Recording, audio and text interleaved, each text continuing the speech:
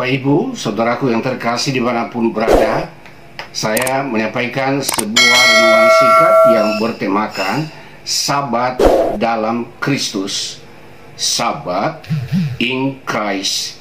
Saya membacakan ayat firman Tuhan dari kitab Kolose pasal yang kedua ayat 16 dan 17. Karena itu janganlah kamu biarkan orang menghukum kamu mengenai makanan dan minuman, atau mengenai hari raya, bulan baru, ataupun hari Sabat.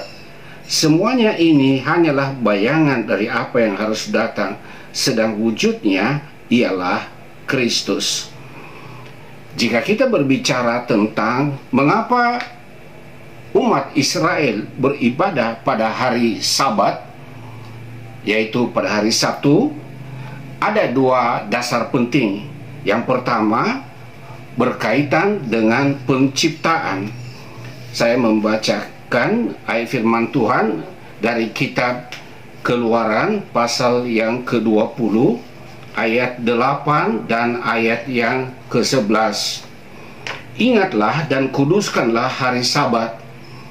Ayat yang ke-11, sebab 6 hari lamanya Tuhan menjadikan langit dan bumi, laut dan segala isinya, dan ia berhenti pada hari ke-7. Itulah sebabnya Tuhan memberkati hari Sabat dan menguduskannya. Jadi umat Israel mereka beribadah pada hari Sabtu, pada hari Sabat, karena pada hari itu sesuai dengan tahapan penciptaan, di mana hari pertama sampai hari ke-6 Tuhan mencipta, dan pada hari yang ke-7 Allah berhenti mencipta dan ia menguduskan hari itu. Dasar yang kedua yaitu berkaitan dengan pembebasan Israel keluar dari Mesir, dan itu kita bisa lihat dalam kitab Ulangan pasal yang ke-5 ayat yang ke-12 dan ayat yang ke-15. Tetaplah ingat dan kuduskan hari Sabat seperti yang diperintahkan kepadamu oleh Tuhan Allahmu. Ayat yang ke-15. Sebab haruslah kau ingat bahwa engkau pun dahulu budak di tanah Mesir, dan engkau dibawa keluar dari sana oleh Tuhan Allahmu dengan tangan yang kuat dan lengan yang teracung. Itulah sebabnya Tuhan Allahmu memerintahkan engkau merayakan hari Sabat. Jadi kita tahu, saudaraku, bahwa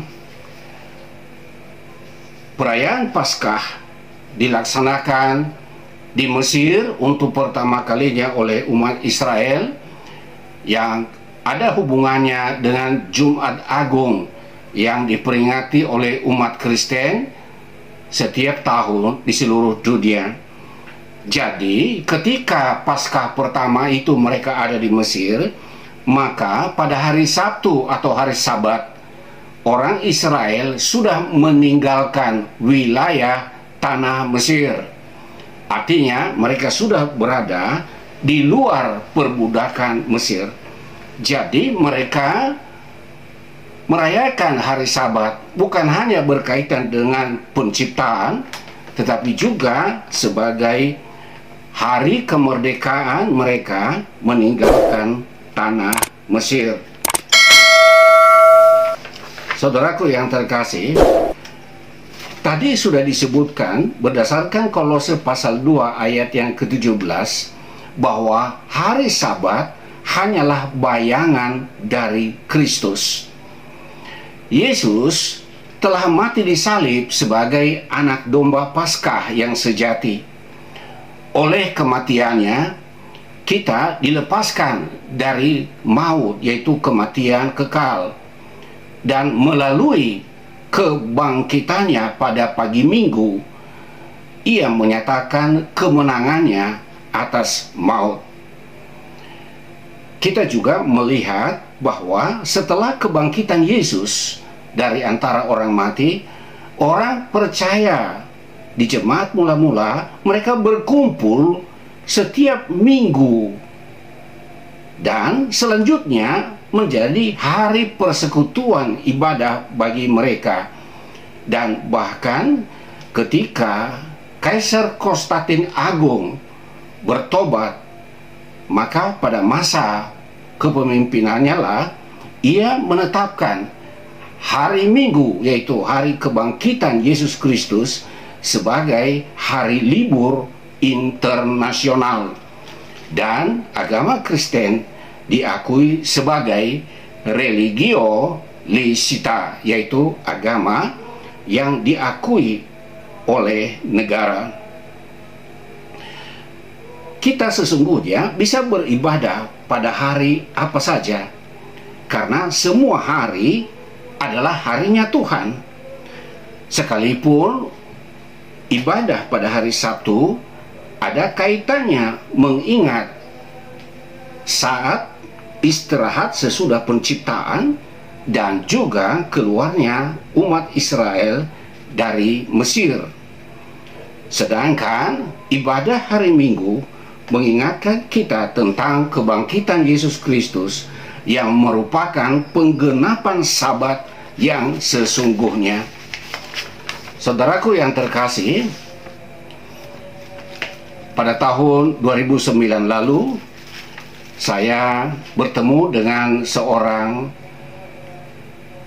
ibu bersama dua orang pria, dan ketika ibu menjelaskan bahwa pria yang satu adalah suaminya dan pria yang satu adalah saudara sepupu dari suaminya, sementara mereka menunggu dokter gigi untuk memasuki ruangan, ia tahu bahwa saya seorang pendeta, dan ia bertanya, "Bapak, boleh nggak kita bisa menggunakan waktu sementara menunggu dokter? Saya ingin menanyakan sesuatu." "Silakan Ibu." Dan ia menjelaskan ia berasal dari Sumatera Utara. Ia curhat bahwa saudara-saudaranya dari gereja lain mengucilkan mereka. Padahal ia mengatakan, "Padahal saya tahu Pak, saya ini melakukan firman Tuhan sesuai dengan yang tercatat di dalam hukum Taurat. Padahal orang-orang Kristen termasuk pendeta-pendeta melanggar firman Tuhan." Saya tersenyum mendengarnya dan saya berkata, "Apa yang Ibu maksudkan melanggar firman Tuhan?" Dia katakan, "Ya, menurut firman Tuhan kita beribadah pada hari Sabat, merayakan hari Sabat. Sedangkan orang Kristen dan pendeta-pendeta justru beribadah pada hari Minggu." Saya berkata kepadanya, "Ibu, bolehkah saya tanya apakah pada hari Minggu Ibu ke gereja?" Dia katakan, "Tidak, kami beribadah pada hari Sabtu sesuai dengan firman Tuhan." "Baik, saya mau bertanya, apakah kalau hari Sabtu itu Ibu puasa?" "Oh, saya harus makan Pak." "Boleh saya tahu kalau Ibu makan pada hari Sabtu, apakah memasaknya pada hari Jumat?" Dia katakan, "Tidak Pak, ya untuk makan hari Sabtu, ya masak pada hari Sabtu juga." "Boleh saya tanya Ibu pakai apa di rumah untuk memasak?" Dia bilang, "Saya menggunakan kompor gas." "Sejak kapan Ibu melakukan itu?" Dia bilang, "Oh, ketika aku masih gadis, aku berada di rumah orang tuaku, saya melakukan hal itu, ya hari Sabtu yang masak dan menghidupkan gas." Dan saya katakan kepadanya, "Ibu, menurut firman Tuhan, Ibu ini tidak layak dibiarkan hidup, harus dilenyapkan, harus dibunuh." Dan ia kaget mendengarkan perkataan saya, dan dia berkata, "Apa dosa saya Pak sehingga aku harus dibunuh?" Saya bilang, "Ini perintah Tuhan, seperti dalam kitab Keluaran pasal 35 ayat 1 sampai 3. Kebetulan di situ saya minta mahasiswa mengambil Alkitab dan saya minta ibu ini membacakannya. Dia baca dari kitab Keluaran 35 ayat 1 sampai 3. "Lalu Musa menyuruh berkumpul segenap jemaah Israel dan berkata kepada mereka, 'Inilah firman yang diperintahkan Tuhan untuk dilakukan. 6 hari lamanya boleh dilakukan pekerjaan, tetapi pada hari yang ke-7 haruslah ada perhentian kudus bagimu, yakni Sabat, hari perhentian penuh bagi Tuhan. Setiap orang yang melakukan pekerjaan pada hari itu haruslah dihukum mati. Janganlah kamu memasang api dimanapun dalam tempat kediamanmu pada hari Sabat. Intinya di sini tidak boleh melakukan pekerjaan pada hari Sabat, termasuk menyalakan api di tempat kediaman. Orang yang melakukan itu haruslah dihukum mati. Mendengar itu, ibu ini dia terkaget. Dia bilang, wah, saya belum pernah mendengar ini, Pak. Ada di dalam firman Tuhan. Saya katakan ini tertulis secara harfiah dalam hukum Taurat yang ibu percayai sebagai firman Tuhan. Lalu saya berkata padanya, ibu beribadah di gereja mana? Dia sebutkan nama gerejanya. Boleh saya tahu pendetanya di sana dari mana?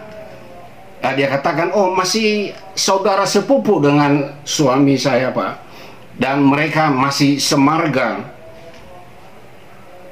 Saya katakan padanya, wah, ini kesalahan besar, ibu, karena itu bertentangan dengan firman Tuhan. Dia bilang, firman Tuhan seperti apa, Pak? Nah, saya katakan kepadanya, saya suruh lagi dia membaca firman Tuhan dalam kitab Bilangan, pasal yang ke-18, ayat 7, di mana Tuhan berfirman kepada Harun, engkau ini beserta anak-anakmu harus memegang jabatanmu sebagai imam dalam segala hal. Jadi jabatan imam itu harus dari keturunan Harun. Meskipun Harun berasal dari suku Lewi tidak secara otomatis menjabat sebagai imam. Mereka melayani Tuhan, tetapi jabatan untuk imam harus dari keturunan Harun. Saya katakan kepadanya, ibu, saya dari Nias, dan menurut firman Tuhan dalam hukum Taurat tidak ada marga duru yang bisa jadi imam, tidak ada marga Harefa, tidak ada marga Lauli, tidak ada marga Zebua, marga-marga yang lain tidak ada, Bu, tidak ada, hanya keturunan Harun. Tidak ada orang dari Sumatera Utara yang marganya si Majuntak, si Regar, si Litonga, dan marga-marga yang lain. Tidak ada, tidak tercatat di dalam firman Tuhan. Kalau ibu mau hidup menurut firman Tuhan berdasarkan hukum Taurat, ibu sebaiknya bawa beberapa orang tim datang ke Israel dan minta kepada Perdana Menteri Israel, Ariel Sharon, katakan kepadanya di Tanjung Priok, kami butuh keturunan Harun untuk menjadi imam. Nah, kalau ibu melakukan itu artinya ibu betul-betul melaksanakan perintah ada dalam hukum Taurat. Ibu ini bersama 2 orang bapak yang bersamanya makin bingung mendengar. Ya, kebetulan dokter gigi memanggilnya untuk masuk ke ruangan dan percakapan kami berakhir, dan memang sejak itu kami tidak bertemu lagi.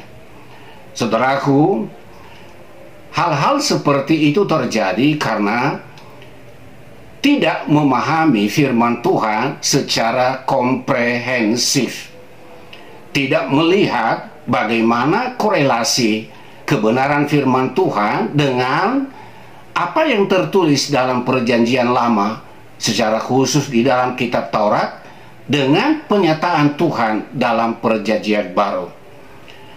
Sabat di dalam Perjanjian Lama adalah gambaran atau bayangan daripada Sabat yang diberikan oleh Yesus Kristus melalui pengorbanannya di atas kayu salib. Itulah sebabnya tema ini dikatakan Sabat in Christ. Kita boleh beribadah pada hari apa saja sesuai dengan pertimbangan tertentu, dan jangan kita saling menghakimi.